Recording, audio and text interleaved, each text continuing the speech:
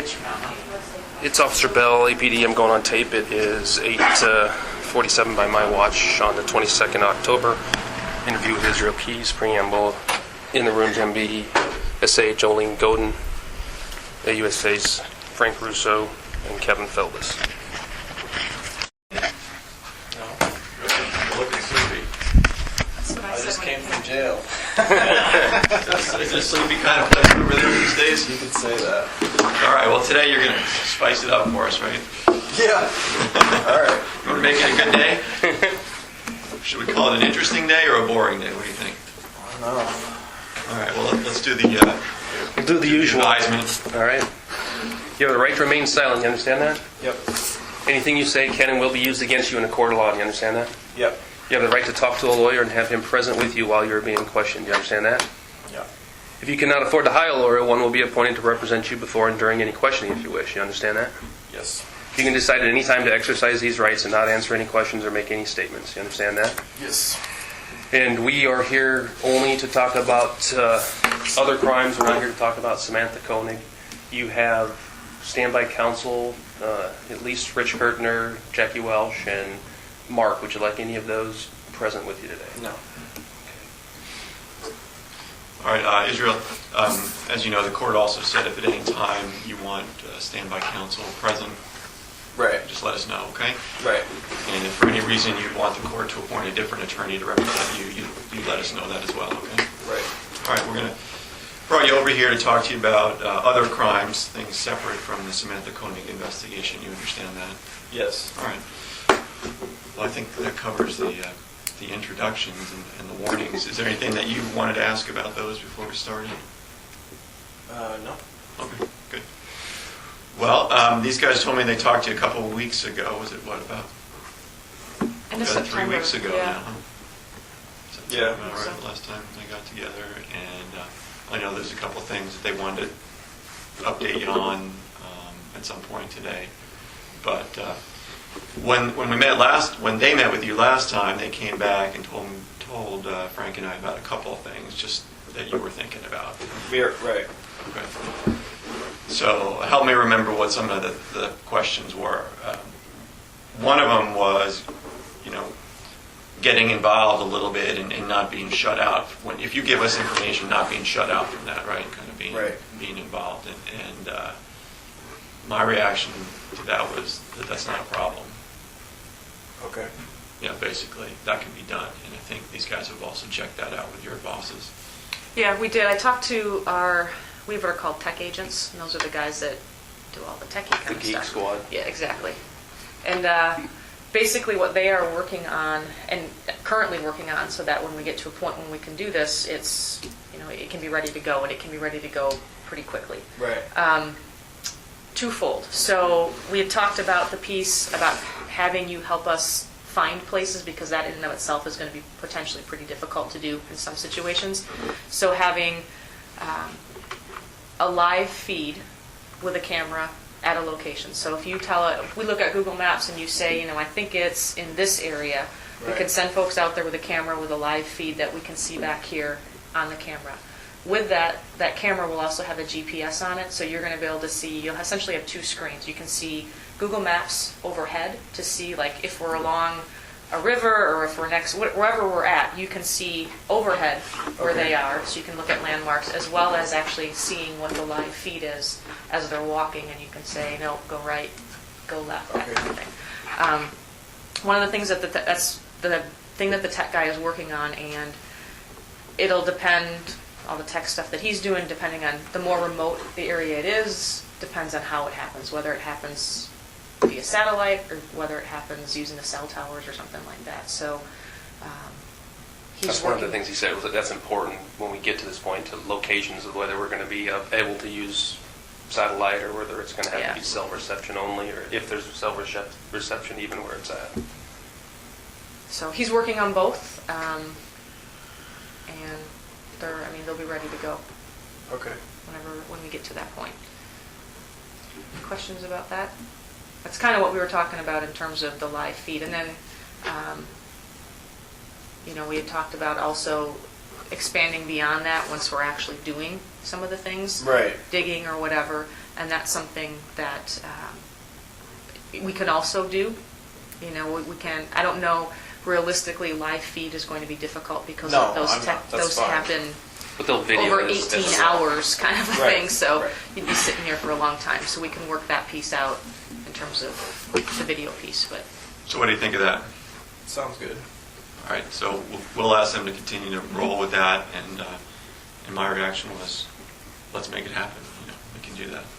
Right.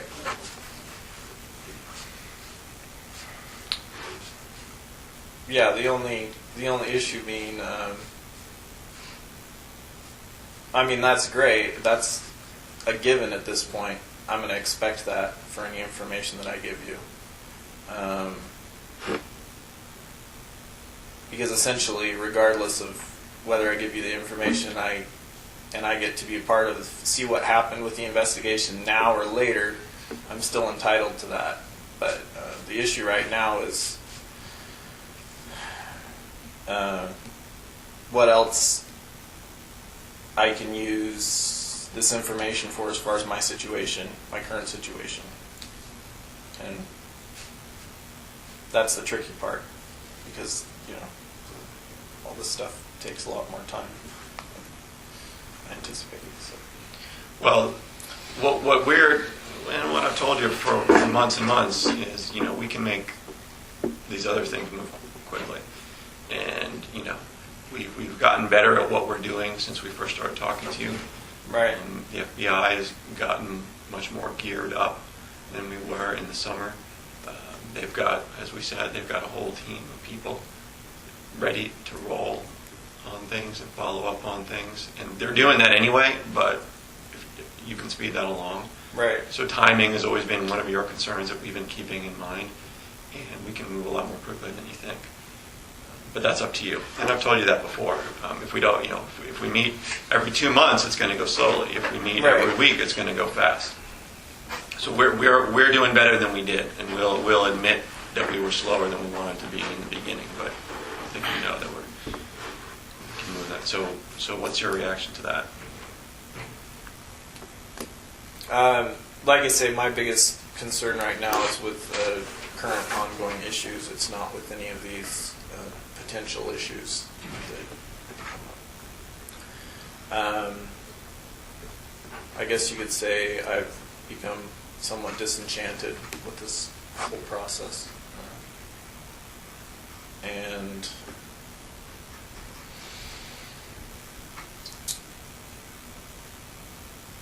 even though, you know, I think it's inevitable that we resolve all the issues that I can, I'm a little more hesitant now than I was in the beginning to talk about things because I feel like I talked about some things without thinking through possible outcomes that information could be used for, and just being, well, overwhelmed at the time with the whole situation from my end. Not really overwhelmed anymore, kind of settled into the good life of jail, you know, so. Not too boring for you? It's like mandatory boredom. Well, that's one area where we might be able to help you with is that Right. as we move along with some of these things, at least we're all working on something. Yeah, I know. But that, I'm still concerned about the long term from my perspective. And what's the concern? Tell me what your concern is.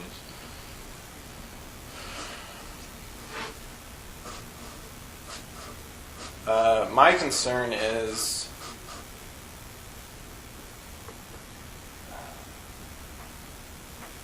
it's twofold, really. There's two different ways it can go. I can go for maximum publicity with the information that I have, or I can try and go for minimum publicity. And I'm including, you know, all the issues in that statement. My issue right now is I don't know which way it's going to go. there's a aspect of this to where I would prefer to keep it all minimum publicity, but to a certain extent, it's already too late to do that. Granted, lately there hasn't been much publicity, which has been good. It's given me some time to consider that option, but that being said, not all these issues are resolved yet, so I don't know how much publicity there's going to be for them. So it's it would be premature for me to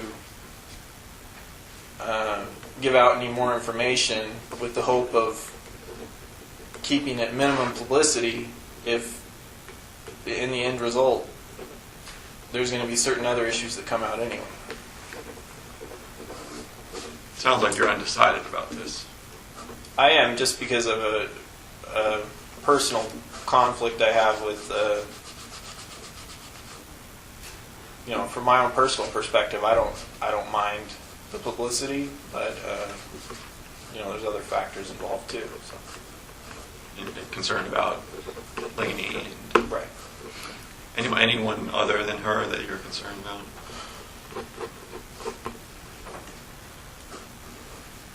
Not as much anymore, but yeah, there are some peripheral concerns. That's,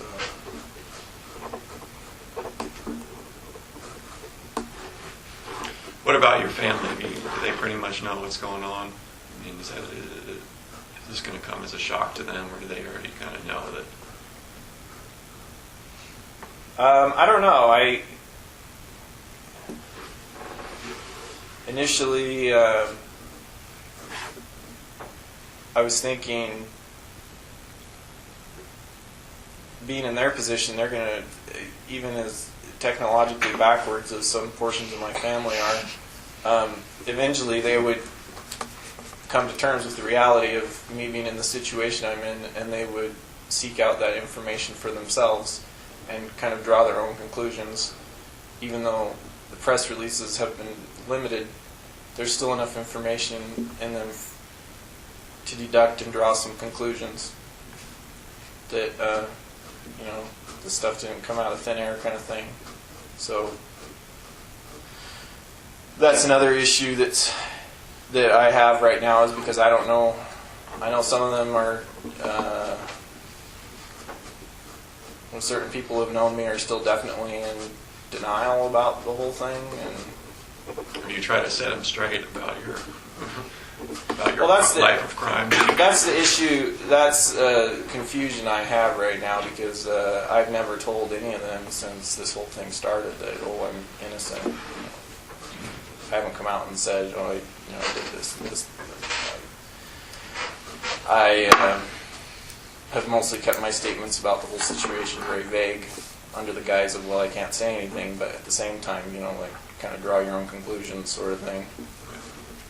Well, when it comes to these other criminal activity, obviously, we know about the couriers, and we know a lot of things. Is there something that we can do to facilitate you communicating with your family, or is there if that's important to you, for them to know before it hits the papers?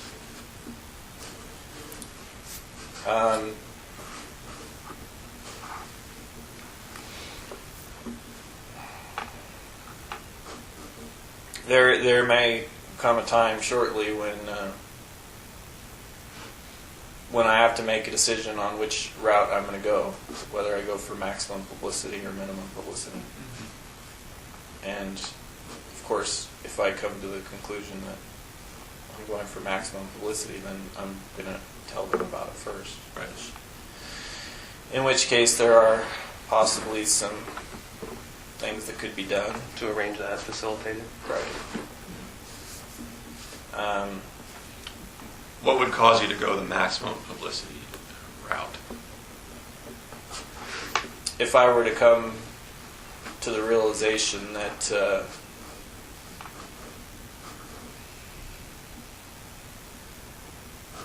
for a couple different things. For one, if I was to come to the realization that minimum publicity wasn't going to be an option.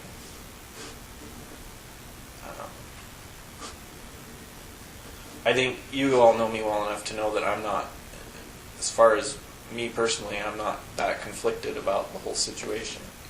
Right. Therefore, all that remains in my mind, from my perspective, is to see which way it plays out. Yeah, no, that's an interesting question. I mean, I think part of us, all of us know that the cow has left the barn, long ago, right? That Right. to some extent, no matter what any of us do, it's already out there. So there is that consideration. Obviously, we've, offered to do things in certain ways to limit publicity, and I think in a large extent we've been pretty successful about that. But some of this is out of our control. Right, and I understand that now. That's the biggest issue that I was naive on initially, is what the options were for limiting the amount of information that gets out.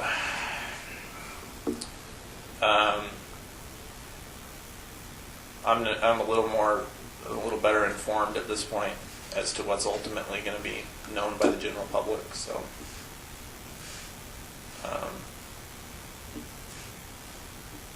and I'm also, I'm a little more adapted to my current living situation. So, become a little more realistic about, well, if this is the way it's going to be, then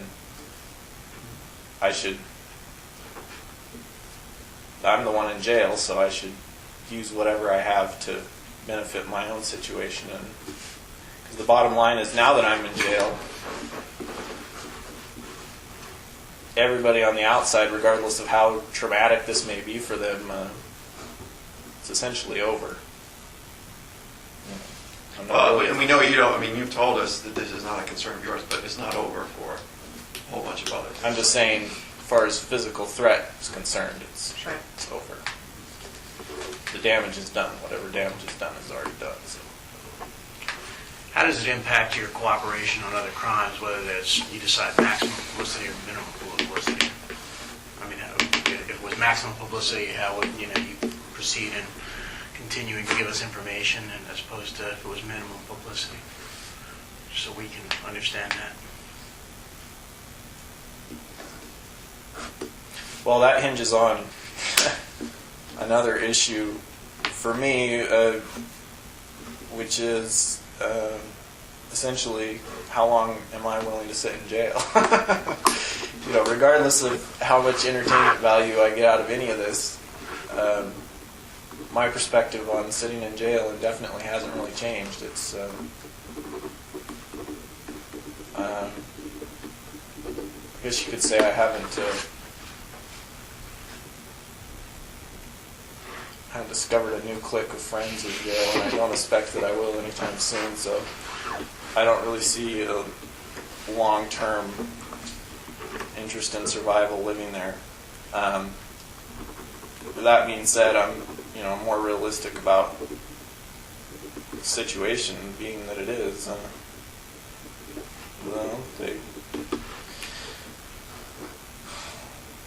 They watch me like a hawk. They're going to keep me, my own separate cell indefinitely, probably. So, that's hinges directly on the realization that if I'm going to be in this situation, then I should use, what information I have as entertainment for me. And that's where the maximum publicity issue comes in. Yeah, and I mean, that for us, this is obviously not entertainment. We have no interest in entertainment. I know. I say that. I understand that you have expressed before and today that just sitting in jail for you, there's nothing to that. There's no entertainment. But if you want to be involved in something, meaning helping us move forward on one or more of these investigations, we're willing to offer you that, and that's unusual and unprecedented and all that, and we're willing to do that as a compromise.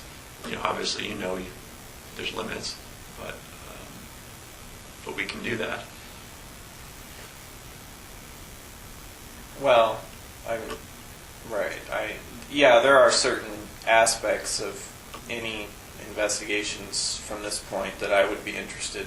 I don't want to sit in jail and wait to be charged with them. I'd rather, if I'm going to give the information, I'd rather.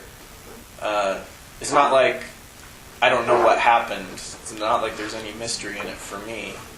But at the same time, it's interesting to me because it's all these things. Once I've done them, they become, that's it. It's like the taboo. That's the end of it. And it's not like I get to go back and, whatever I have residual from those things that happened, things that I did, they're all in my head. So, and as far as being unprecedented, that's not really true either, because the reality is, unless I'm fairly closely involved, we're not even going to be able to find. Oh yeah, I mean unprecedented that we be, showing me video feeds Yeah. and things like that. How we would be doing it. That doesn't happen. Yeah, I can see that. Yeah. But at the same time, like I say, eventually I would get to see those things anyway. If this were to play out. If they were able to I mean, figure it out. if you get charged with an individual crime eventually, Right. But yeah. Right. As far as I understood it, you have no interest in being charged with all these crimes, and so. That's not to say that I'm just saying it's depending on the way I give you the information, I could make it so that I could force you to charge me for each individual one. I can give you enough information to get me, but not to get me. Mm-hmm. So, what we're talking about is, Samantha. essentially the same side of the same coin, different sides of the same coin. It's still. Anyway, we didn't. I understand what you're saying, and I appreciate the fact that you're willing to work with me, but at the same time, you have to see it from my perspective where, I know what I could say, especially with 20/20 hindsight at this point, to get that, but my concern is with the other issues right now. What other issues? Well, the current crimes that I'm charged with. Well, I mean, as weird as it sounds, and it does sound weird to us, I mean, we are trying to see it from your perspective in approaching you with this and saying, hey, we can do these Right. things and work together on them. Yeah. I know, and I understand, the reason. I understand from your perspective, you want, if this was all wrapped up neatly with a bow on it, it'd make your lives a lot easier. Well, but I would say I'm sorry, but, I'm not really that nice of a guy. So. but we always ask you to be straight with us. One thing in terms of timing, just to keep this in mind, is however you decide this is going to play out in the end. The piece about you being part of it and us going out and doing what we have to do. You give us Right. information, we go out, we look for bodies or whatever, however many we end up looking for, however much information you give us. We have the benefit of having people all over the place, so the timing piece is somewhat, obviously it's totally up to you with that, but we have the benefit of having people all over the place, so things can be happening at the same time. It's not like, Right. we have to do, it's just going to be the same team going to this location, you got to wait till they're done, and then they're going to fly to here, and then they're going to fly to there. So just keep that in mind when you're thinking about timing, All right. is that it can happen quickly if you want it to happen quickly. So what are you thinking about that?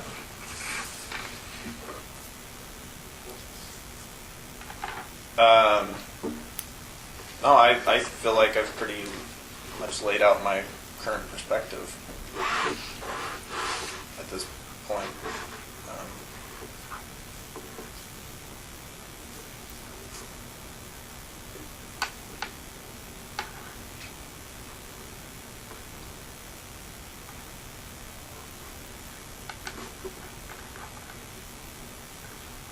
Yeah, I don't know. I guess, yeah, there's just a lot of information I've got recently that that I should have expected. I should have seen it coming. I know enough about bureaucracy and different aspects, not specifically this aspect of the federal government, but other aspects. I should have known that it wasn't going to be all smooth sailing, in a matter of speaking. But I didn't expect. There are some things that I didn't anticipate. That are slowing things down, or that could potentially slow things down, complicate matters, and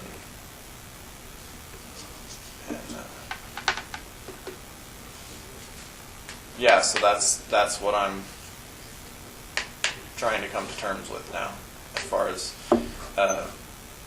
basically what I'm talking about is timelines. How much of a timeline am I willing to deal with? A lot of that's up to you. Right. We sat here with flip charts months and months ago. We can move these faster. We'll bring them back. We still have it. They're pretty good to know because we were in the room. This is what Israel wanted. This is what we were giving Israel, and we've gotten right. Now we've gotten where? Well, if it was that easy to go through months and months with a flip chart. Well, but I could get out the notes of where I said, we got Plan A and Plan B.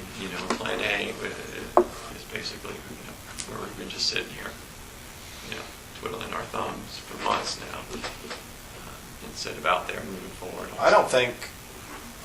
I know that nothing's happened recently, but I don't really feel like we're twiddling our thumbs anymore, because I think that we have an understanding. I think you know enough about me now to know where I'm coming from on all these issues. And even though, like I say in the beginning, I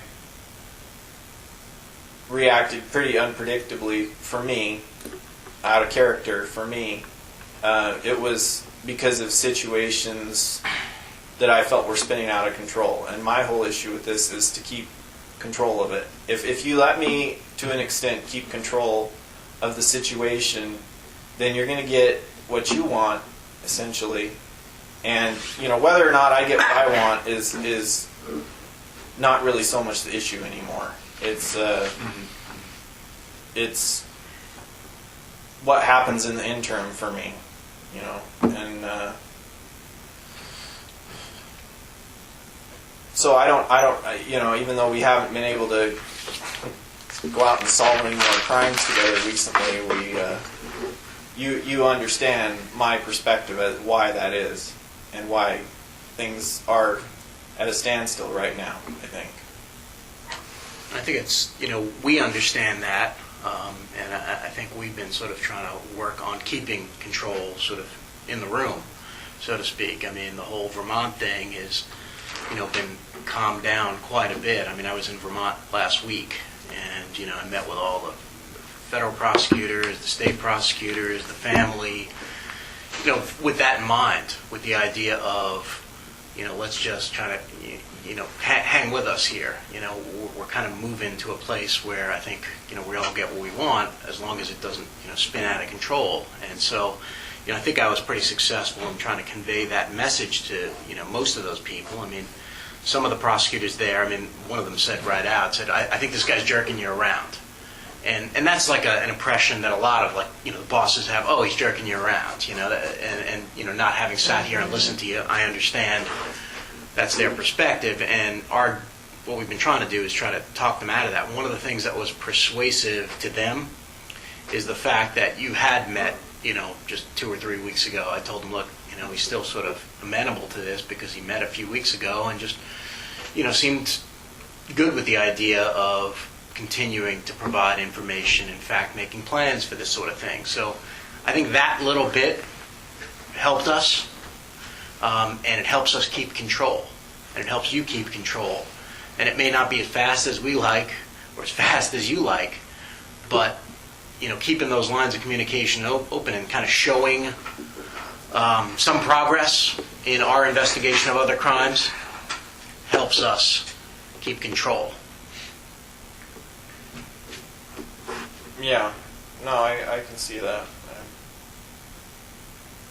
And we've been telling you that all along. That's why we've been coming over, and we're getting pressure for the lack of progress. Like you said, to use your word, stalled. That's why things have stalled, and that's the way our bosses are seeing it too. It's stalled.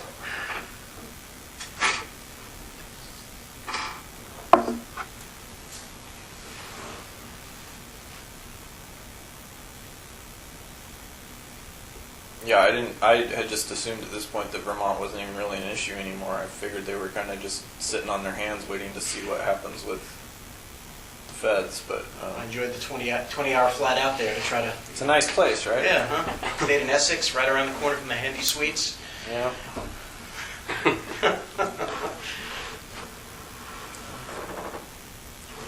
I don't think, you said a non-issue, nothing is a non-issue, right? Right, but I mean, yeah, I have kind of an unrealistic perspective on that sort of thing, so that's what I was assuming at this point. I guess I shouldn't have assumed that.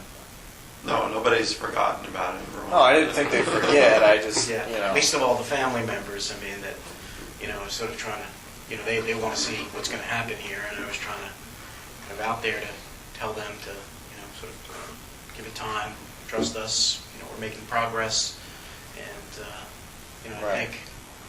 I think we can make progress. I think we can continue to sort of hold them off and just sort of satisfy them just, with pieces of information.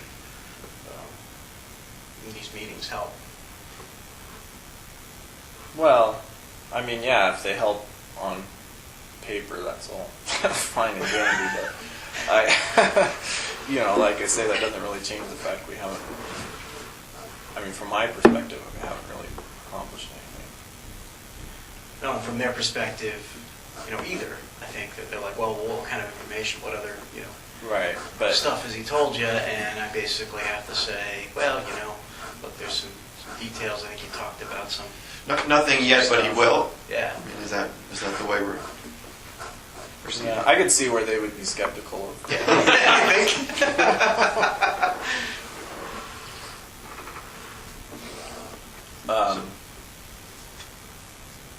But, like you say, they don't have our perspective on it. That whole Vermont thing turned out differently than even I expected it to. So. Sure. And we've talked about that. We know how to do things differently the next time. Right. But we told you that back this summer, and now it's October 22nd. And frankly, the ground is freezing. It's real. So if you want to be involved That's a good point. and help us investigate anything, it was 18 degrees out yesterday in Anchorage, and I don't think I've been Vermont. in Alaska long enough now. I just assume it's summer everywhere but here. No, we were both just back east, and it's getting cold there too. So we don't have a lot of time to play with, and it's a long, cold winter, as they say, and without any movement, wouldn't be anything we could do anyway.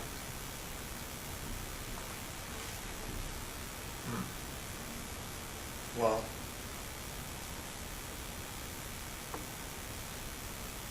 be that as it may, from that perspective, nothing else that I'm involved in right now is weather dependent. So, What do you mean?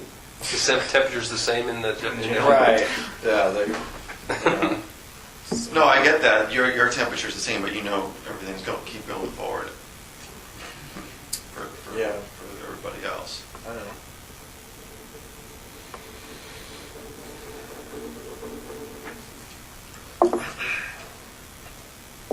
And your patience is probably getting better with your situation that you're in, but everybody else's patience is growing thin, our bosses at least, Yeah. and pressuring us for progress.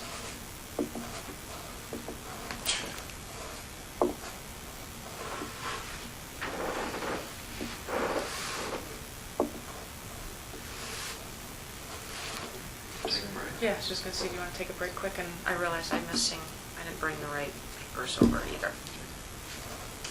Is your coffee cold? Oh, it's okay. Anything else before we're going to take a quick break? I left something in the room that I needed to show you. Okay. Are they still giving you the same food, or? Going back on tape, re-enter. It's 9:31 by my watch.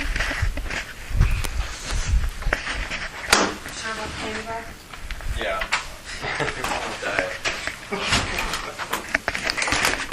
Didn't you say that you're closed? clothes were fitting a little snug, the civvies that they put you in. Yeah. So do you get any place to work out in your cell, or? Oh yeah, I could do jumping jacks or something in my cell, I guess. Put me outside, all my jewelry. Yeah. You're cuffed even when you go outside for yard time? So you were talking about the maximum publicity versus minimum publicity. What does maximum publicity look like to you? I mean, what does that mean to you? Like, just you sit down and methodically tell us what happened, or is there some other, like, dramatic courtroom scene you should be getting ready for? I can make it as dramatic as I wanted. That's the whole thing. It's tempting. And so what does it mean to you, though, when you say that maximum publicity? Well, there's a whole sliding scale, but I mean, like I say, if I decide to go maximum publicity, I think you know that from my perspective, from what I know, and from the resources I have at my disposal, I could get a lot of airtime out of this if I wanted to. Yeah. And if you want to, I guess I if just you want to don't- call the newscasters and, you know, but Well, they'll show up whether I call them or not. But I mean, I'm just saying there is that aspect of the way I think of things. But it's, you know, at this point, it's still pretty small because that's not really my nature. But at the same time, it's potential entertainment. So, you know, it's something I have to consider. the maximum publicity. Right. Is there something that's going to trigger that, or how are you going to decide that? That's a good question. I have no idea. I mean, you know, there's a lot of factors involved with it, and a lot of unknowns still at this point for me. So, and you know, a lot of things have happened.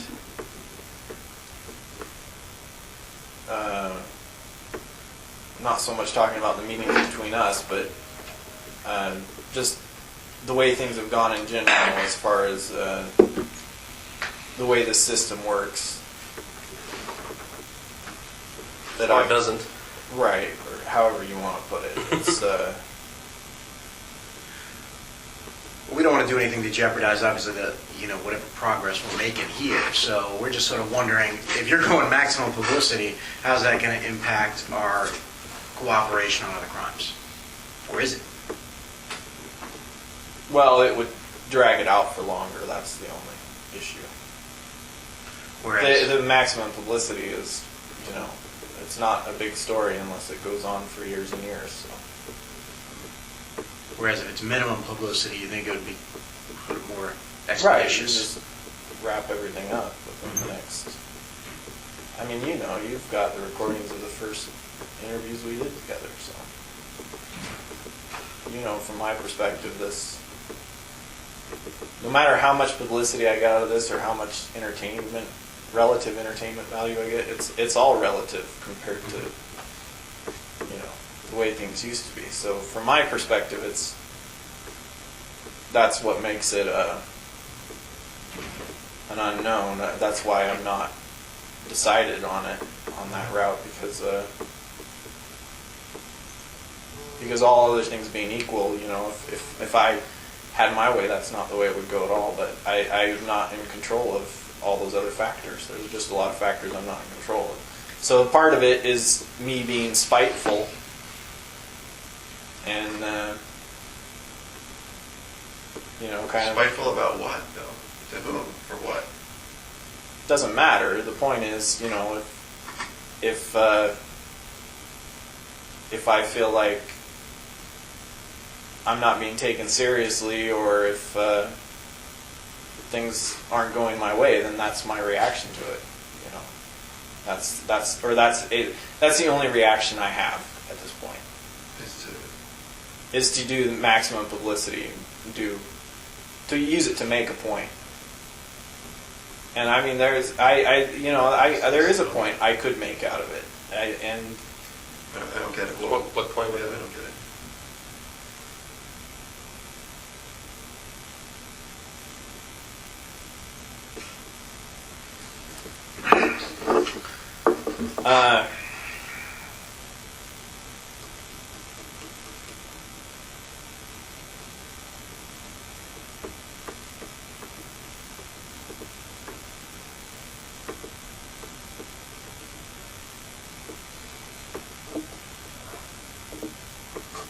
I'm just saying, if I wanted to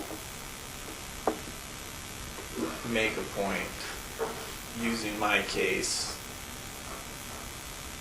as an example, whether, the media would potentially give me a pretty big soapbox to make that point to people. To make a point that,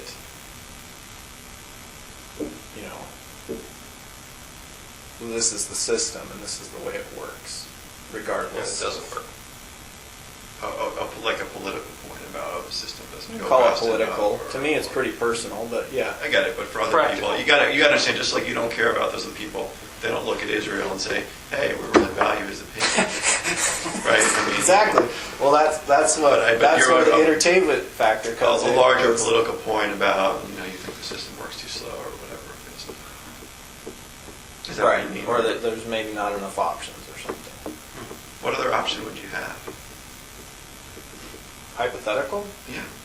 I'm not going to talk about hypothetical options. It's I thought you brought it up. You said How about enough legal options. options? No. No. I mean, it's Of course, I have all kinds of hypothetical options. That's not. Well, concrete options. They're not. I guess I'm not sure you brought it So up. that's my problem. I don't know what my concrete options are at this point. I don't, because it seems like they change. Well, the one thing, we've been consistent with you, and the one thing that I think you've seen, is the one thing that we do control are the investigations. Right. That's the one thing we do control, and that's the one thing that you have more control over is investigations, which is why we're here, and why we've been meeting about investigations into other things. And so Right. I think the control goes down over time, to some extent, but. And to the extent we want to pursue the minimum publicity options, Right. Well, think I understand what you're saying. The control over that option goes down. Mhm. Absolutely. Because at some point, if we're not able to hammer out some kind of concrete deal, we can get everything all inclusive and done with, time goes on and eventually more details come out, and it's gonna, there's gonna be publicity either way. Right. Eventually. Right. So the more time goes by, the more likely it is that we lose control of that option.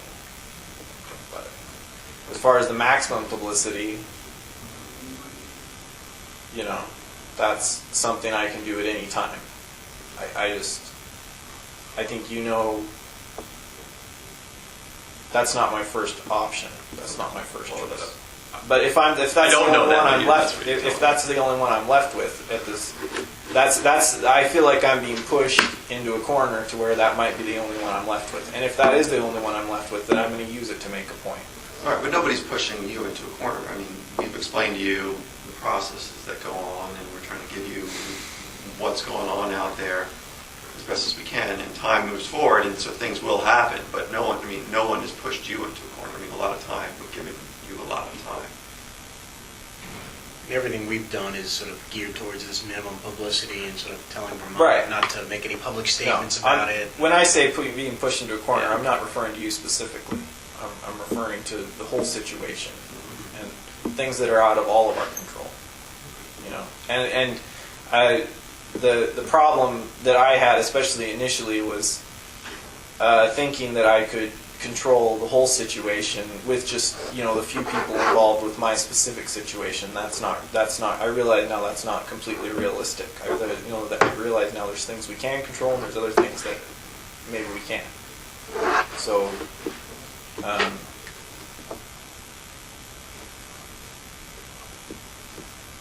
Which makes me all the more hesitant at this point to talk about anything else, because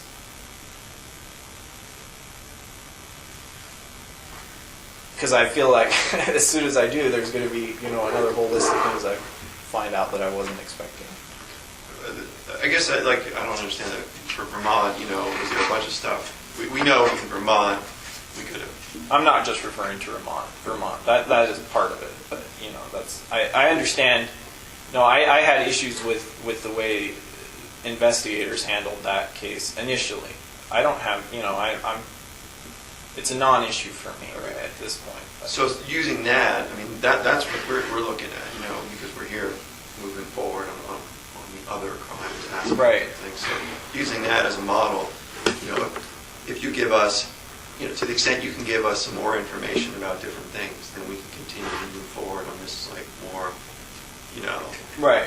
controlled pace. You'll have more control with or more control. And if Vermont, if you can understand that we can. No, I understand that we can, if we were to move forward on the other issues, it's not that I am discrediting what you're saying or disbelieving you that you wouldn't be able to keep it on the down low, as it were, in comparison to the Vermont situation. I'm not doubting that. The issue I have is that once I give out any information, then that's the end of it for me, from my perspective. And that's, the information's gone from you. Exactly. Right. But correct me if I'm wrong, but I think you have so much information, right? You have so much information that it could go on for. I wouldn't know. It's not that. No, And the information you need. Am I wrong? Well, it depends on years-wise. I guess. Yeah, you're not wrong, but I'm saying. I just gave you too much information initially, considering that I didn't know. No. I'm not saying. I did accomplish a certain amount of things by giving you that information, and I'm not dissatisfied with those things. But at the same time, I realize I'm in a place right now where there's not much more that you can offer me or give me, realistically. I'm not to say that you wouldn't want to, or that we couldn't work out some deal or something, potential deal. It's just not. The things that I'm concerned about are just not in that realm of discussion. Well, let's break. Sometimes when you have a complex issue, breaking it down into pieces is the best way to go. Taking it, things we don't control and things we do control. Right. So we're talking about whatever we don't control. The things we do control are taking small steps forward on all the information that you have that you think is of value to us, and probably is. Right. Right. Yeah. No, I can see that perspective, and it's inevitable that this day comes. What day?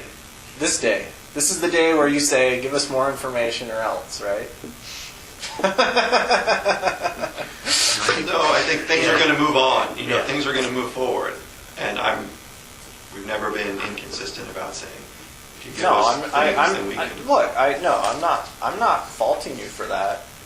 I'm just that's inevitable. Well, but from my perspective, you have to understand that not much has happened. And from our perspective, not much has happened, and that's why we're in a room thinking, can we make something happen? Right. No, I see that. Okay.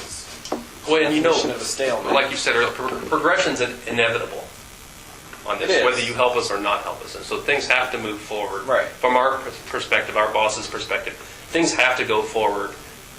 We would like them, all of us in this room would like them to go forward the way they've been going forward. Right. But they haven't. They've stopped. And so that's why we're getting pressured to move things forward the traditional way, even though we all may think that it's a moot point. But Well, why don't you talk about what New Jersey is doing? One of the things that we've talked about from the beginning, we're going to keep you posted as to what's happening, so nothing is a surprise. Debra Feldman, we had talked about her before. Yeah. New Jersey is looking into her more. FBI is looking into her more in that situation. All right. thought maybe that'd be a place where we could start.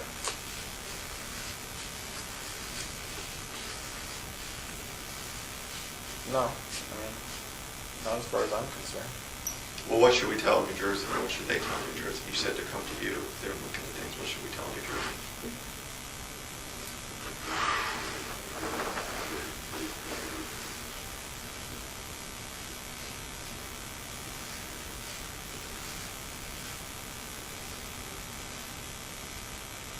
I don't know. I mean, whatever. Tell them whatever you want. Well, they need to know, you said come to you. You told them they got to go to Israel. I can't help them if that's what you're asking. What do you want us to tell them?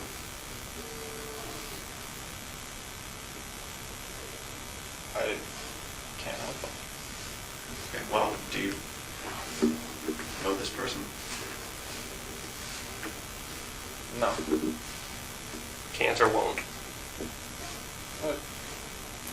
That's no. Is this the person buried in New York? No. Do you know where this person is? No. Her name was on your computer.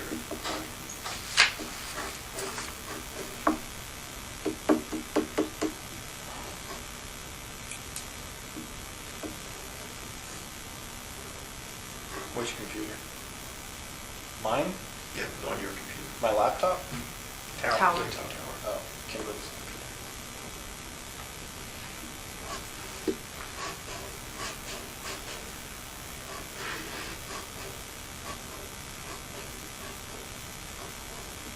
Yeah, I don't. I don't understand. You don't understand why the name was on my computer? Right.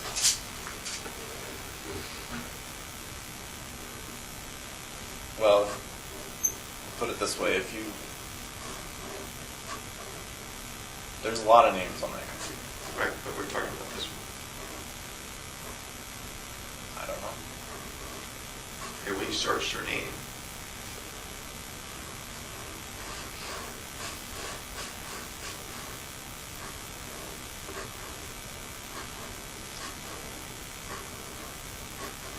We told you we'd do this, and we'd come back and try to get information from you without going overt to try to get the information. And so we're just trying to hold up our end of the bargain.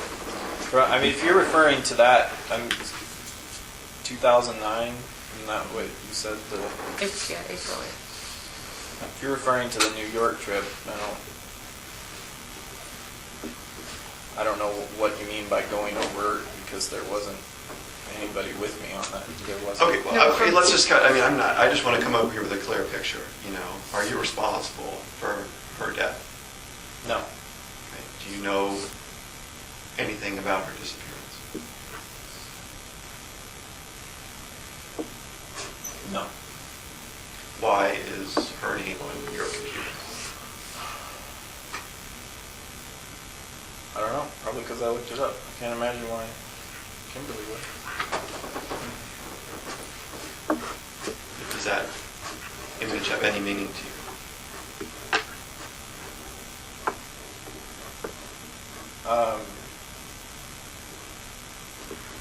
Sure, but probably not on. Well, just explain so we're not sitting here wondering. No, I'm not going to talk about what's on the computer. I mean, if you, like I say, if you're going to go out,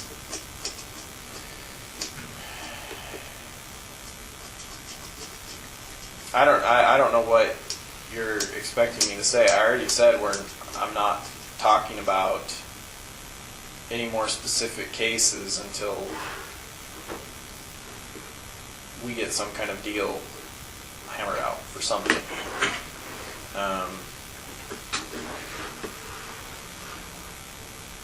Beyond that, the only concerns that I had when I said you're doing investigations was mostly thinking of people close to me and trying to bring them into an investigation.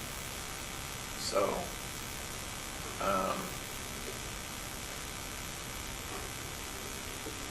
Yeah, so yeah, I don't know what you're saying. What if you're saying you're going to go overt? You're going to like do a bulletin or something on that trip for 2009. First of all, I don't even.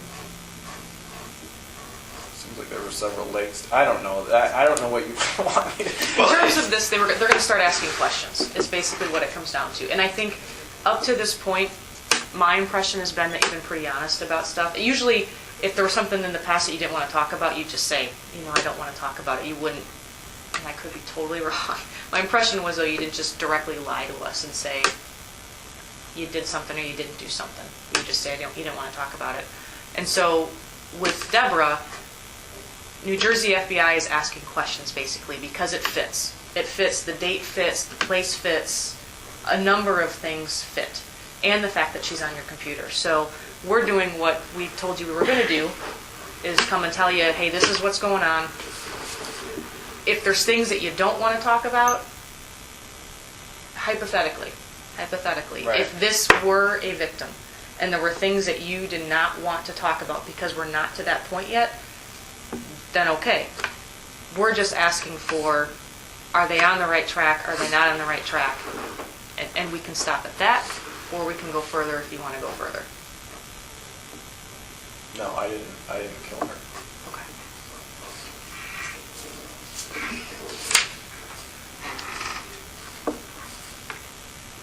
Anything else related? No, I just didn't know if there's any. Is there something else to the story that you're just not willing to talk about today?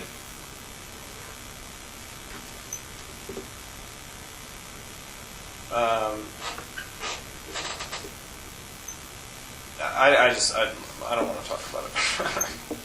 So I mean, Well, that's just, you seem conflicted with the answers. You're saying no, but you're kind of saying yes also, and so we're.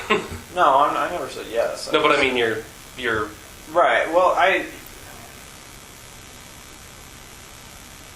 you have to understand from my perspective. I realize now that you know a lot about the things that I've done and the places I've been on paper. And whereas I'm already, in that respect, I already feel like I'm at a disadvantage. And I've thought back on some of our previous interviews, and I know that, even though I never intended to blatantly lie, there have been some questions that I remember that you asked that it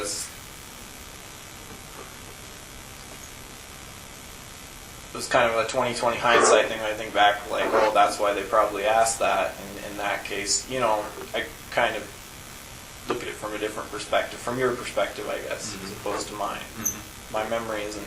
I've been finding more all the time isn't perfect on all this stuff. So, Can you give us an example of something like that in the past? no, I don't want to talk about it. I'm just saying if that sort of thing becomes an issue, then if there's any specific, something specific becomes an issue, and then we can talk about it. But well, let me give you what just jumped in my mind when you said that. When we were talking about Texas, we had long conversations about when you were in Texas and the arson. Right. When you were in Texas, you were talking about being really amped up. Right. During that period of time. That whole week we spent. Yeah, we talked about Texas. Talked about Texas and the arson and the bank robbery, and how you were feeling like you were going to rob a bank in one town, and you were out looking for it, right? Right. Remember, you were sitting there, and you were going to rob the bank in the town, but you were watching the fire, Right. and you couldn't go to that bank anymore. Right. And that was in Azell. Right. And you buried some stuff when you were there too, right? Yeah, I know what you're getting at. Mm-hmm. There's some things that I haven't told you about Texas, but that's not what I'm referring to. I was referring to things that happened years ago. Because that's what jumped to my mind. I'm like, this Texas thing, there was more to the story. Like Right. But that's not the same thing. If I choose not to talk about something, that's not the same as giving a misleading answer that could be construed as a lie. That's the point I'm trying to make. I've not been there's a lot of things I've left out. Obviously, there have been some direct questions that I'm just saying my answers could have been construed as a lie or intentionally misleading, but that's not what my intent was necessarily. It's more of an issue of, do I leave it out? Do I talk about it at all, or do I just give a yes or no answer that may not be the accurate? So that's what I was referring to, and so you talk about the New York trip. That's the issue with that a lot, because I went in a lot of places,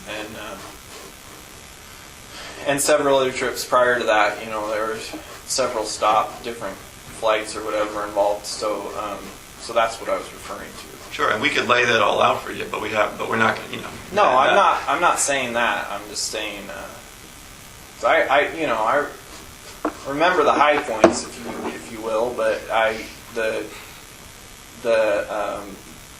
everything else involved. The order isn't always crystal clear anymore. So that's something that I've been realizing more all the time as I try to talk about this stuff.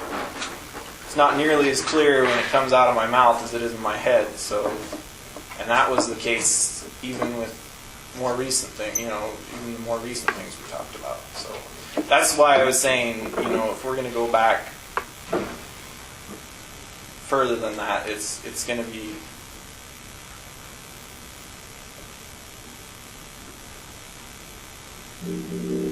That even just locations and stuff. Yeah, and we can we can get you your records to show you where you were at different times. Right. We can help with that. No one's trying to trick you up, but we are trying to make sure that we don't leave any misleading impressions with anything you said.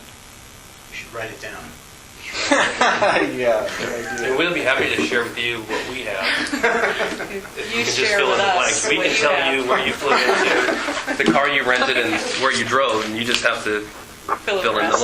blanks. It should be pretty easy for us to work Well, together that way. make it easier. Make it. So what? I mean, there's something more to the story. Just so I'm clear, there's something more to the story of Debra that you're just don't want to tell us now. No, I just don't want to talk about it. But I'm right about that. Yeah.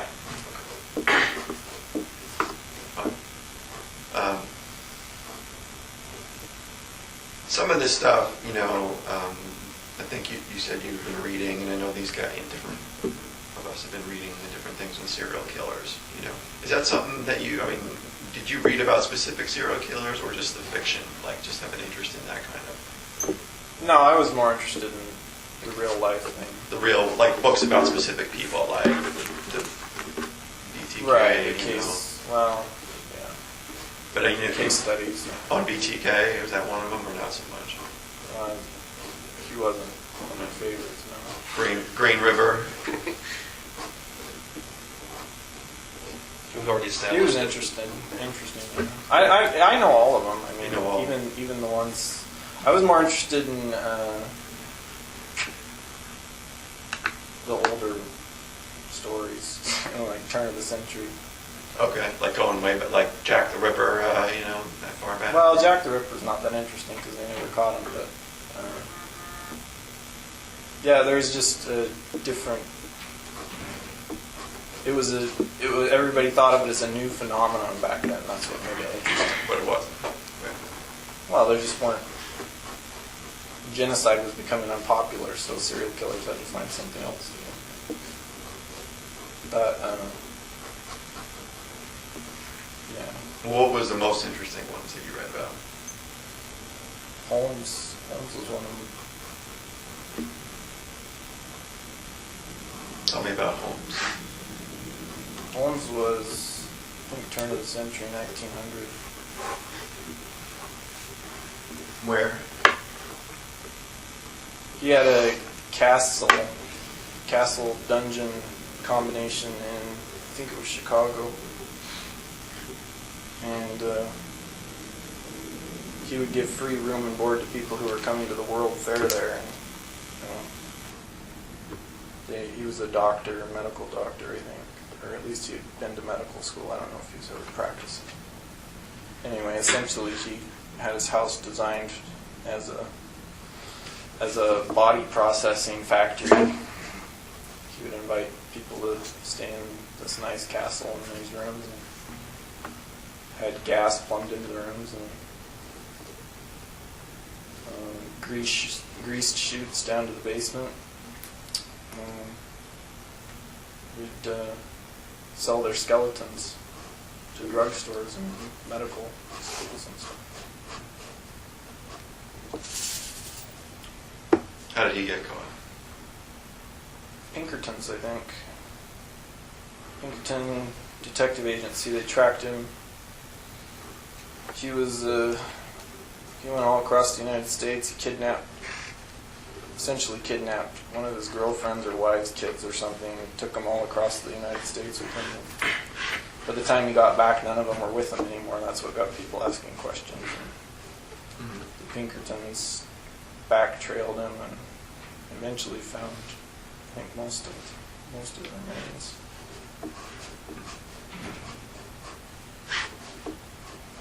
He was interesting because he was pretty sane individual.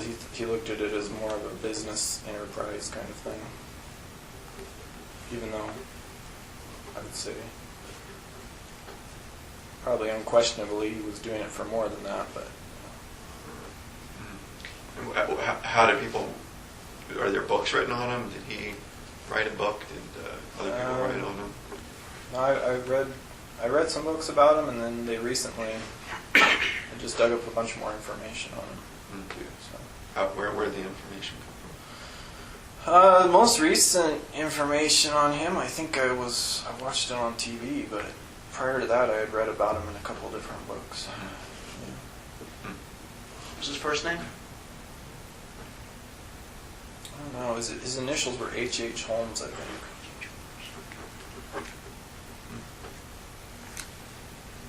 Who else are the interesting names?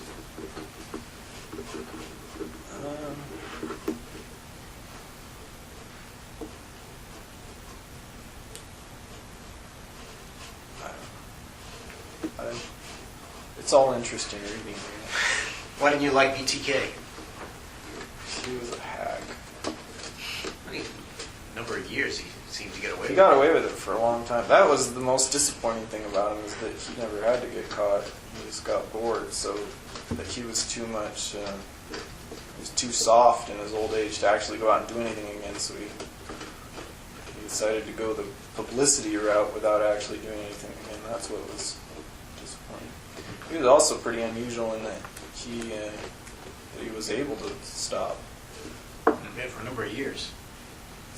That's why I think that, plus I saw the live prison interview, and my impression of him, his personality is that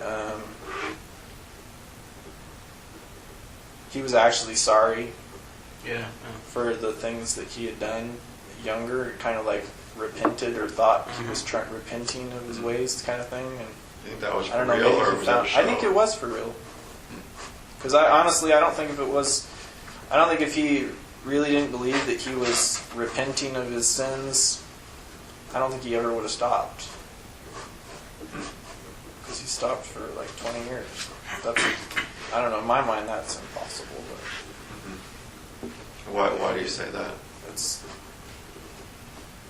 just because of the way he killed people.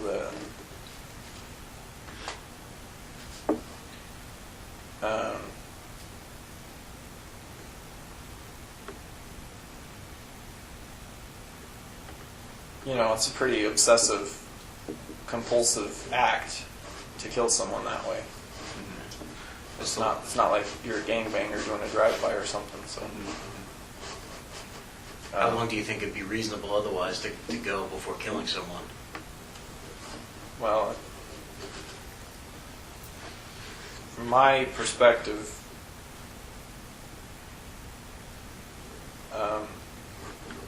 hindsight's 20/20, but my perspective, my only regret is that I tried to have as much self-control as I did, because I'm happy about the life I've lived, and as long as I got away with it. But that being said, it was, considering that's all I have now, it'd be better to have more memories. So do you think that's like a part, the memories part? It is now. Well, it is now. It's never was a consideration before. I was more interested in the next plan. Mm-hmm. And that's, I don't know, from what I've read, that's a pretty common theme. It's What theme? With most serial killers, if you will, that I've read about, they, nothing ever goes exactly as planned, and so, or maybe it does, but you're in your mind, you up the ante as far as who or where or what happens, the order, the way things happen, how long it goes on. That's what constantly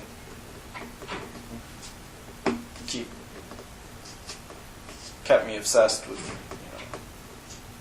whatever the future might hold, as opposed to things that happened in the past. That, and being tempered by the fact that I was always thought I had it all figured out. It was like, just don't do anything around, close to home or whatever. So. What do you think was able to give you that self-control? I didn't have any self-control. I thought you said you tried to have. I tried. And what would you do to help yourself? Well, there's other outlets,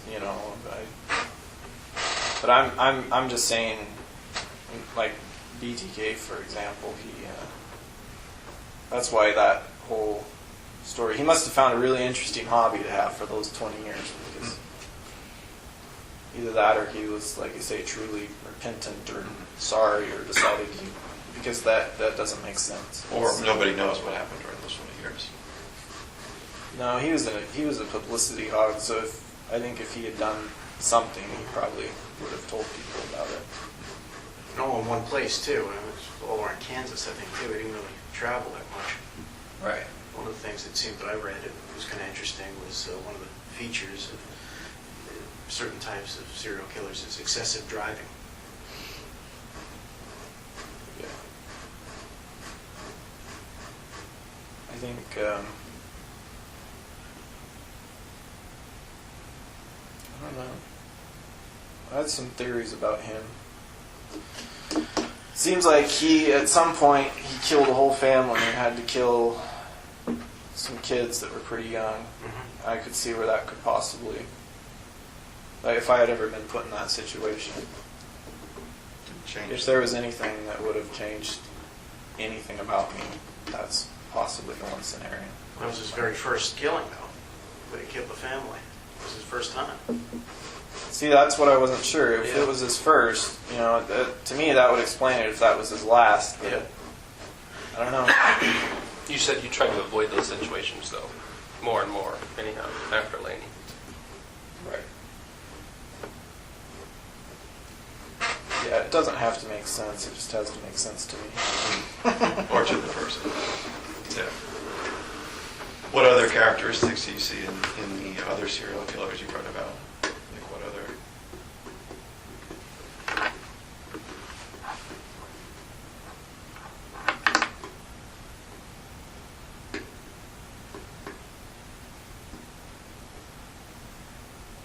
I don't know. Some of the more recent ones I don't really know that much about, but like Green River, he was probably the most prolific, certainly in modern times, and but it seems like he might have been another one who the last few years he wasn't doing anything when he was finally caught. I know he was already married and settled down, but I think he had been married for part of the time. That was always, I was always interested in those individuals that had to lead that life. It's not easy. That's kind of what you were doing when you had a... Right, and that's why I can say, like, from my perspective, I know it's not easy. And I'd come to the conclusion over the last couple of years that it wasn't even an option for me anymore. That you were going to not be able That to... I wasn't going to be able to cohabitate with anyone. And why was that? I just couldn't separate the two lives anymore. You were still able to be a very good parent, though. I mean, that's obviously wouldn't have gone away. You would have had Lainey. Right.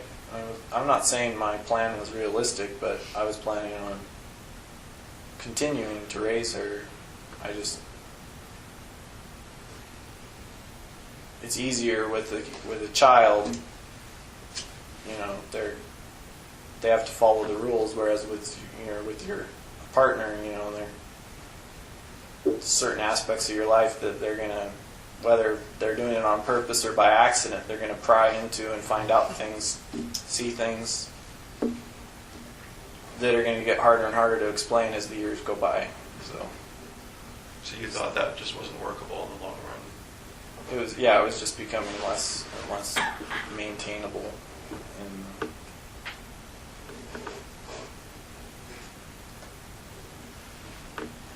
And like I say, my my self-control wasn't. I felt like it was no longer to the point where I could put things off till next trip or whatever. It was, my solution was to just get a travel trailer and make life. And make what? Be a nomad, I guess. Oh, that's what you were thinking you would just do, is just go live in a travel trailer or travel around or whatever. Yeah. I have a home base and drive around. Did you have plans for the future? Yeah, that's what I was going to do. I was going to be a traveling contractor. Follow the hurricanes. Pretty feasible explanation for why I would live that way, but that's not really what I mean, obviously I wasn't that interested in doing construction anymore.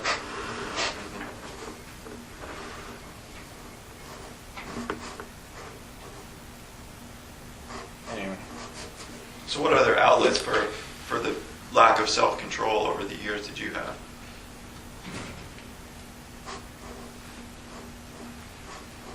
Oh, there's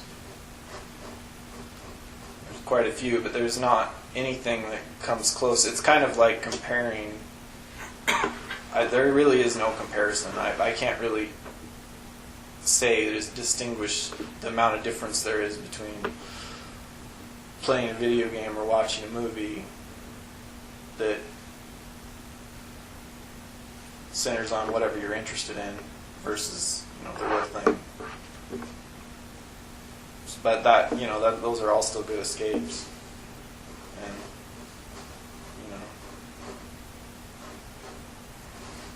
they're, if I was just taking a short trip or whatever, there's always other things, less high-profile things you can do. Arsons, bank robberies, things like that. Those are pretty high profile too. Well, comparatively. Right. Well, lower risk, I guess. I don't know. Did you ever feel like you almost got caught before? I felt like I was going to get caught every time, right before. I never felt like I was going to get caught after, just like before. I would always, usually in the planning stage, I was usually convinced that was the way it was going to go down. I'm not always an extremely lucky person, I guess you could say. So I just always had visions of that. That would be what happened. Like the one bank I go in, there'd be an off-duty cop or whatever.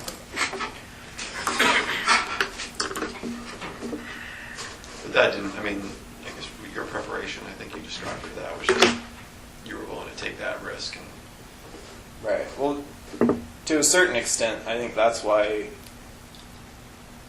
because I didn't do it anything really impulsively, I think that's part of the reason why, up until recently, I was able to put things off until what I would think of as a more opportune time to do it, or lower risk or whatever. But like I say, 20/20 hindsight, none of what I did was really that low risk, so. but you did things to minimize the risk. To Right. control it. Yeah, that, I would always tend to think of things in worst case scenario type of things. How would you describe your level of planning for, like, the couriers or something like that? Not very good on that. Because it wasn't very specific. What about for upstate New York? Tupper Lake? No, that was very, that trip was very specific. And how would you describe your level of planning? I didn't have, in general it was good. Yeah, I guess it was about the same as like the Vermont couriers. It was, the only difference was I had more planned, like I had more reasons for being there on the couriers, because I had other things that I would Busy plan to do. timelines. Right, so there was a tighter timeline. But New York was just a trip. Whereas, yeah, I think New York was, there may have been a stop or two before I got to New York, but there was, like once I got to New York, I think that was pretty specific. What, not just New York, but that whole area was You were there to do open something. range kind of thing, Like open range, like hunting, like you were looking. Right. Like you knew every state you were going to go to, or you just drove around? Because you said you went through lots of states. Do you even remember all the states you went through? I don't remember specifically, but I could guess just because I know the routes I normally take when I'm there. I think I remember which Well, you drive. area I flew into, so I mean, I would just be guessing though. Just like I say, there's high points, certain places I know that I was. In betweens, not so much. Was that? And then what about planning like the Washington State when you had your boat out? Were those highly planned and organized? Yeah. Washington was a lot easier in a lot of ways because once I lived out in Neah Bay, I knew all of Washington pretty well, and except I was so isolated out there. Once you drive past Port Angeles, it's like you're in a new world anyway. So. Mm-hmm. What's that whole part? There's a whole set of mountains right there, right? That separates Neah Bay from. Yeah, the Olympic. Well, the Olympic range is. There's mountains everywhere out there, but you don't really have to go over any mountain passes or anything to get to Seattle. But. Right. No, not to get, but there is that sort of parkland or Oh yeah, wilderness area. yeah. There's once I had the boat, it was. By then, I was pretty much coasting in my job, so I would take off for long weekends. And, my accountability was pretty low at that time. I don't think I had. I mean, I knew Kimberly, but it wasn't like it was just me and Lainey living in Neah Bay. So. Mm-hmm. So it wasn't hard to disappear for a few days. Right, and Lainey was pretty young then, so more often than not, she just stayed in Neah Bay with babysitters and stuff. When you were in Vermont, you described that there was a guy who you had seen get out of a car and go into a hotel, that you Yeah. kind of grabbed. Those, The yellow Volkswagen.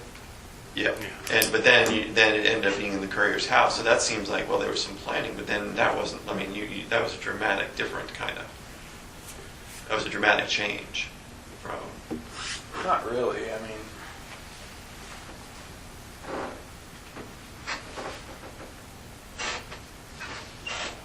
no. Well, you could see what you were getting into with the guy. You didn't really know what you were getting into going into a house kind of blind. I mean, you had what you thought was there, but Well, that's true to an extent, but I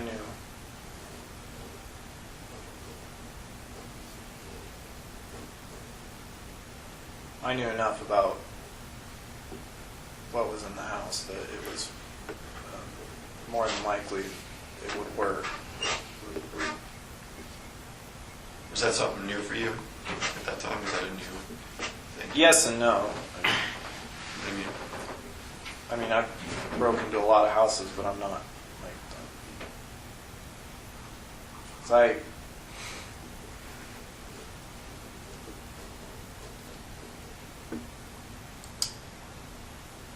that was kind of,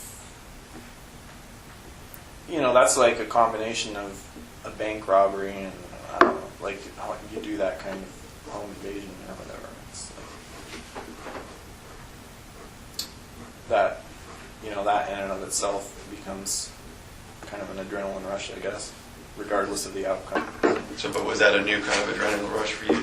No, it's pretty much like a bank or something. It's just. I mean, taking people from their house. Oh, right. Yeah, that was pretty stupid.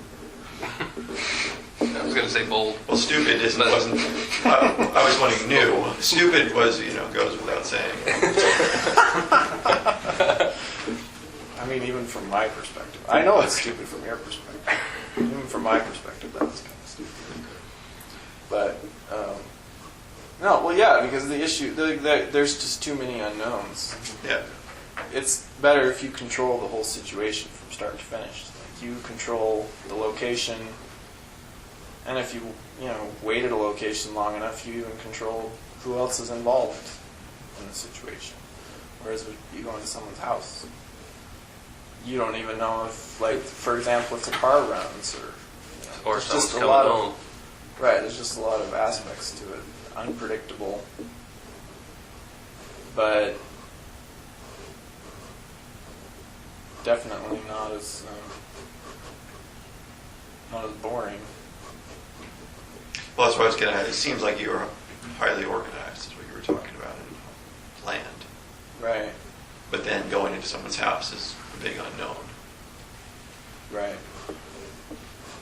You talked about before, being basically like stalking out a road or something like that, so you can basically choose who comes by. Right. Yeah. I mean, if you're in a remote location, statistically, you've got a lot better odds. Especially nowadays, everybody's got cell phones, so the more people you have around, the more risk you run. How many houses would you say you broke into total? Starting when? Ever? Yeah. I don't know. At least 20 or 30. But people not home. Not usually, no. But you have, Never with that intent. so you have broken into houses with people home, other than the couriers? Yeah. Just a burglary. But it was more of like, no. The one time that happened, I don't even think I took anything. But it was. Did you leave? Did you wake them up? No. No. You found out they were home. It was. I don't make a very good cat burglar. I'm too big of a guy. Floorboards creak too much. But it was more of a.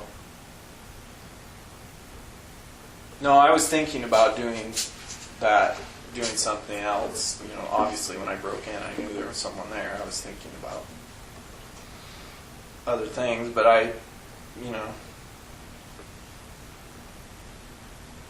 situation wasn't right, and it wasn't wasn't as appealing, I guess, once I got inside. It's- So you just What? left. Why? What'd you see that you didn't like?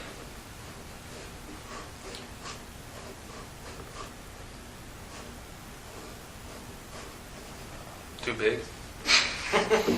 That's what I think that you, but, you know, and that was one of your criteria before. So, got in there, 300-pounder, or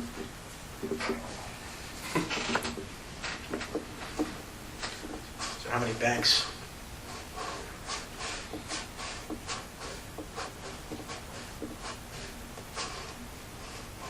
I haven't really done that many banks. Until the FBI to stand down. What did the note in You're not Tupper gonna listen to say? me. Tupper Lake was. What did the note That say? was crazy. I didn't think you had a note. No, I saw that you had a note. That was. I did have a note on that one. I don't even know why. Yeah, because you had a gun to go along with it, but There were more. I walked through the door.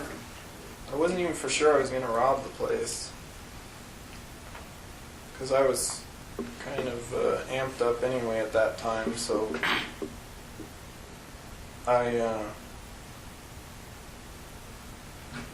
but yeah, I walked through the door and there were a lot of people, so I pulled my gun out, but then I already had the note, and I was like, this doesn't make sense, I've already got the gun out. So I'm there's gonna take the literally a gun. picture where you've got note in one You're hand like- and gun in the other. Yeah. I was very undecided when I started that robbery. What does that mean? Well,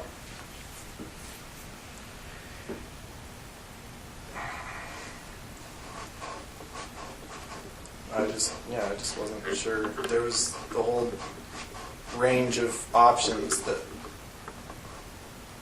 But yeah, I mean, at the very least, I would have walked up to the counter with a note. But just the situation when I walked through the door, it seemed like there were a lot of people, and I thought it would, and there were.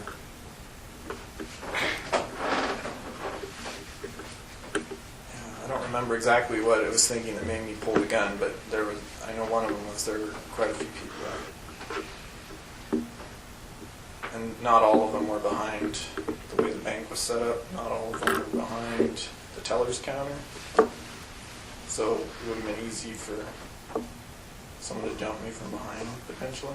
I don't know. Do you remember what the note said?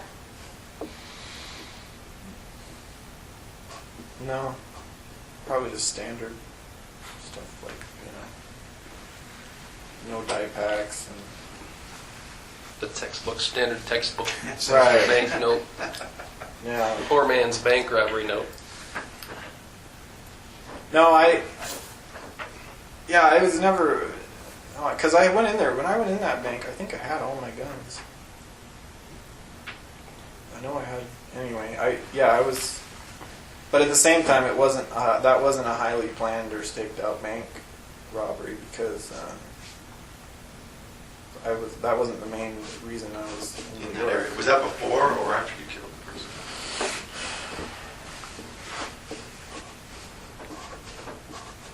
It was after. After. So you're pretty amped up. Do you find yourself Right. more amped up afterwards or before? Yeah, in a lot of ways. Yeah. There's kind of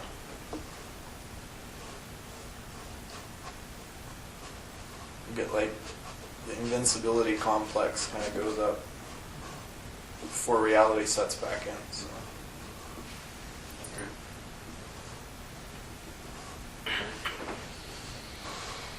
But So not that many banks, though. no.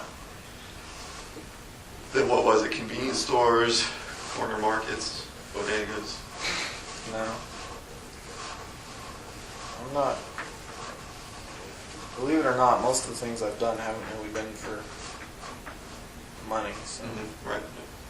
I mean, it's hard to make that defense because I did get quite a bit of money from banks, but that's not really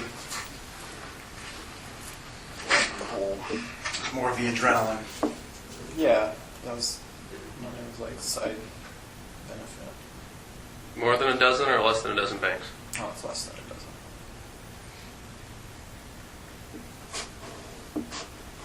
And how long, mentioned the adrenaline and the control. How long do you think you could go between the adrenaline rushes and the control? It's pretty variable. But, yeah, like you say, in the last couple of years, I was always able before to refocus on daily activities, if you will. And sometimes get pretty sidetracked by, whatever was going on, projects or whatever. But it always comes back. It always, every time. Did it make it worse living up here where work slowed down in the winter and got dark in the winter and had to leave? And Yeah, that was, I'd say Alaska definitely accelerated my outlook on life current to what it so you've been more active since 2007 or so than prior to that. Right. When did it start, that feeling of Since I've been in Alaska? no. When did you first feel like you needed that adrenaline rush? How old were you when that first started? Oh, I started breaking into houses when I was 13 or 14. As soon as I got into guns, basically, I started breaking into houses.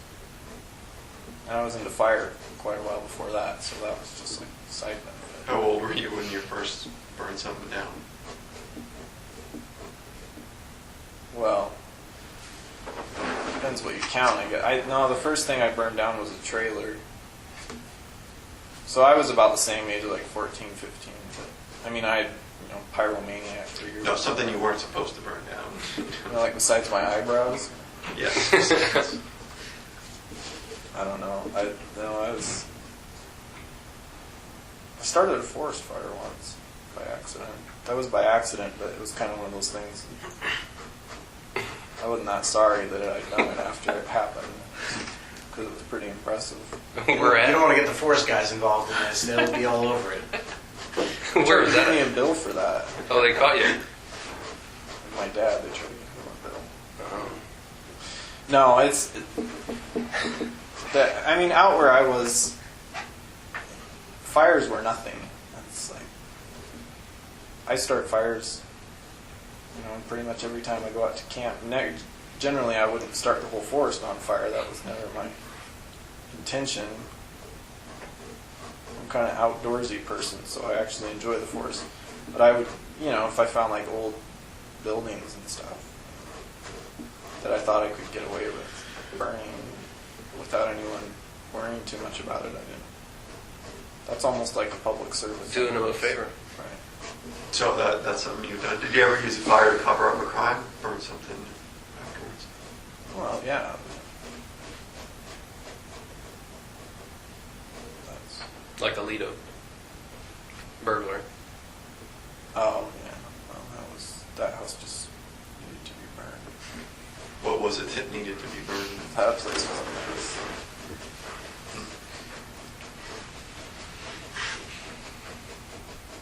Burn houses up with bodies in them?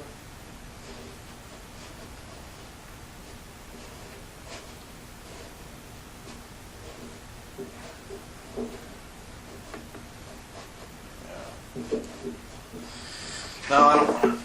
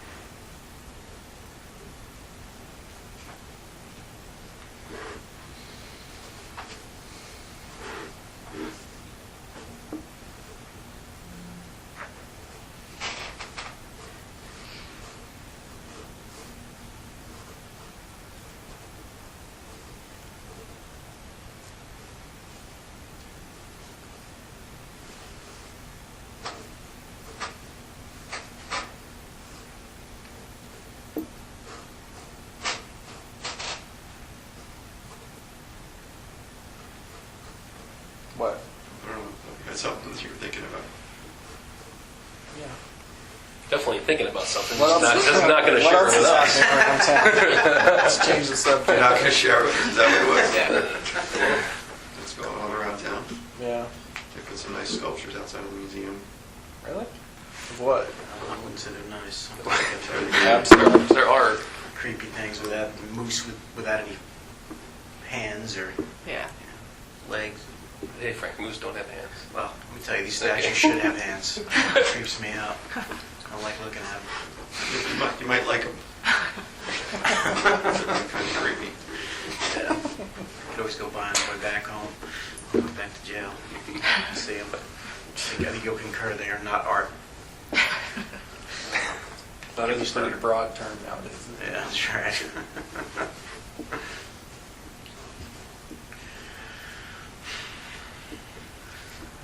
All right, the last thing we wanted to talk with you about is going back to, we had told you that when stuff is going to start to happen, that we would bring it to you first. We got kind of sidetracked on some other stuff.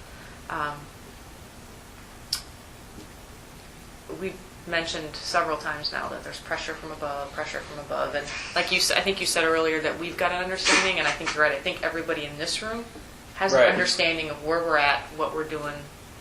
Short of real progress. Right. They view progress as names and bodies. Right. I mean, it's pretty simple. One of the things that we have not done, that had this been any other case, and had it not progressed probably the way that it had, that we would have done sooner, were searches of your property in New York, and then a more thorough search of Kimberly's house. Those are things that didn't happen early on that would have happened.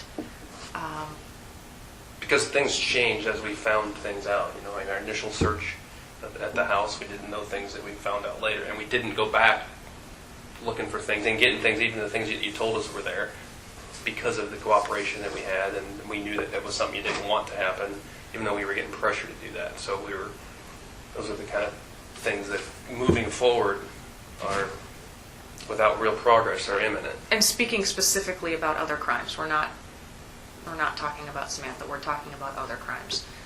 So you're saying you're going to try and get a search warrant for Kimberly's house based on what? Well, we know that there's things that you took from the Alito fire. There, you told us about that. Well, guys, I don't think we should beat her up. I mean, they got search warrants for those two locations that they have to go forward on. So they wanted to make sure, we wanted to make sure. I said, these guys got to tell them that's going to happen, because we told you we would tell you that. These are not things that we were pushing for by any means. These were things that were being pushed from, like we said, folks that were not in this room, but folks that we answer to. So we have search warrants. They're going to happen. I don't know when they're going to happen, but we have them. They've been signed. The judge signed them already. Who's doing the search? FBI. But as you can imagine, when that happens, that's going to draw some media attention. Yeah. We're going to keep it as small scale as we can, but Comments are going to be no comment. I mean, obviously All we're of not that going kind of to stuff, comment. yeah. But people are going to. I mean, the media's going to see it. Neighbors are going to see it. If we can, I mean, we're going to do our best to keep it small, but We can control our part. We can't control what other people see, basically, or what they do with that.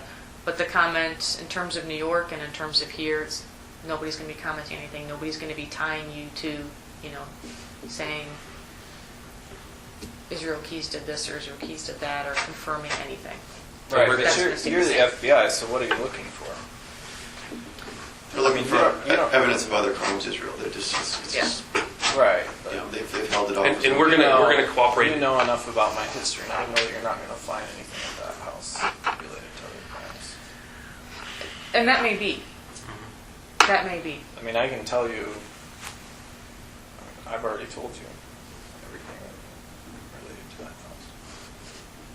And we're going to work with Kimberly to make it as convenient as we can, to the extent that she'll let us. So I mean, Well, I hope so. I mean, I would hope you keep it to minimum impact, because that's going to have a direct effect on.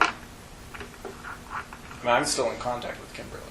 Yeah, well, we reached out to her attorney to ask her to come in so we could tell her these things were imminent, and the message back from her attorney, again, we're talking about searches for other crimes, ongoing investigations, the message back from her attorney was, she just wants We didn't tell her why we wanted to talk to her. She just wants this to be over. We wanted to come in and try to talk to her and let her know, so that we would trying to be nice about it, because I know that she didn't have a really good impression in the beginning of the Yeah, you could say that. Yeah, so we're trying to change that course, but obviously Right. she's got a bad taste in her mouth. Well, yeah. Now she has an attorney involved, and you know how that goes. All right. She, Me? I mean, you know how that goes. As soon but as you get- she's not wanting to talk with us. So, or meet with us. Well, That she's puts not us- going to want to. Well, and I'm not even saying talk with us, but in order for Letting us us explain. Yeah, in order for us to be able to do this in a way, the way that we wanted to do it was be able to sit down with her and go over it with her so that we can make it as minimal as possible, have the least amount of impact on her. And so, What? Asking her about where I keep my stuff or something, or? that's helpful. I mean, that's a pretty basic What's- question that's helpful. What's yours? What's not yours? What's hers? What's not hers? Those kind of things. You know what I mean? That would be. We're still going to do that. We're still going to try to do that. But our first attempt wasn't received well. Right. But that's still our intent is to do that. Anyway, we just, there it is. All right. And then New York is the same. New York's a property out there, and it's going to be FBI out there doing the same thing. It's not going to be locals that are involved in it. Same marching orders on their end, no comment, that kind of stuff. We certainly will keep you posted, let you know when, and if there's anything that's taken. When it's done. All right. All right. Any questions?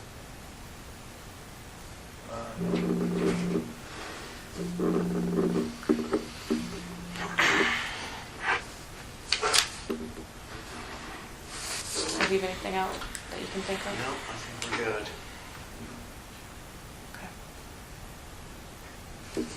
What about from your perspective? Well, we'll see what happens with that. We've been holding off, but we've been Yeah. telling them we think we can make progress, and that's why we've been coming over there more frequently. And Right. No, I can see a couple of reasons why you would need to do the search warrants, but I'm saying, needing to do them and then the reality of doing them there can be a lot of. sure, we realize that. Yeah. So, like I say, I understand you gotta push the paperwork, but the reality, that's something different. So we'll see what happens.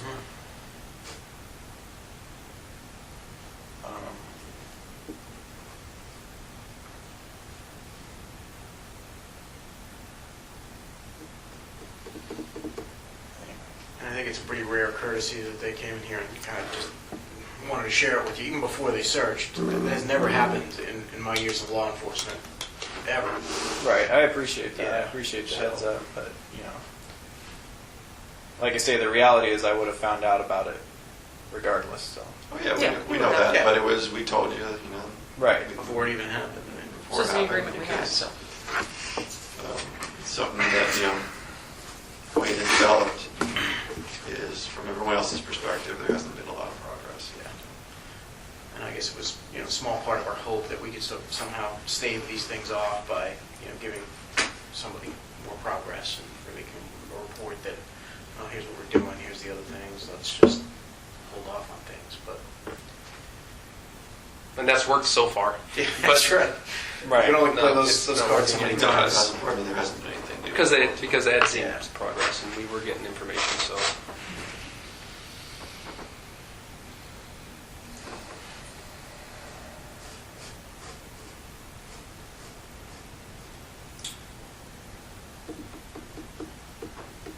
All right. Thoughts, questions, anything? Okay, so Jeff and I will be over at some point like I said, we don't know really what or when we're going to do this, but we'll certainly let you know All right. if anything's taken and all that kind of stuff. Okay? I'll get some people rounded up here. You got to take a lead or anything before we get Yeah, back? if I could. Just- And I'm going off tape. It is 10:47.